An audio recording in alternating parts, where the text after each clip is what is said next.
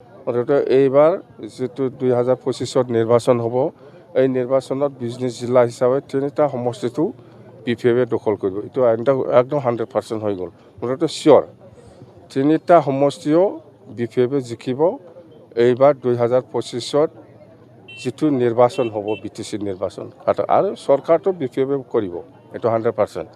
প্ৰমোদ বড়ো শেষ। প্ৰমোদ বড়োই যেনেকুৱা কথা দিছিল এনেকুৱা কাম কৰা নাই, সি খাবহে জানে, আজিলৈকেও খাই আছে, ৰাইজৰ কাৰণে একো কাম কৰা নাই। প্ৰমোদ বড়োই কৈছে যে বিটিআৰ চুক্তিটো যদি আখৰে আখৰে পালন নকৰে তেতিয়াহ'লে কি আমি অসমৰ কোনোবা এজনৰ কেবিনেট মন্ত্ৰীৰ ঘৰত যাই পেলাই চোতালত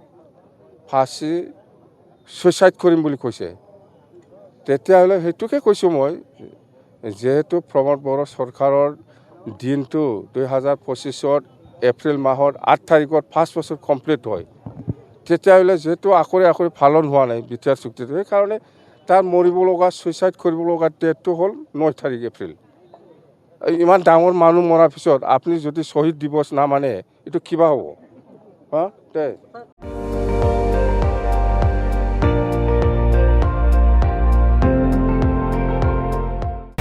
আপুনি চাই আছে ND24, সৰ্বশ্ৰেষ্ঠ নহয় সৰ্বোত্তমৰ দৌৰত।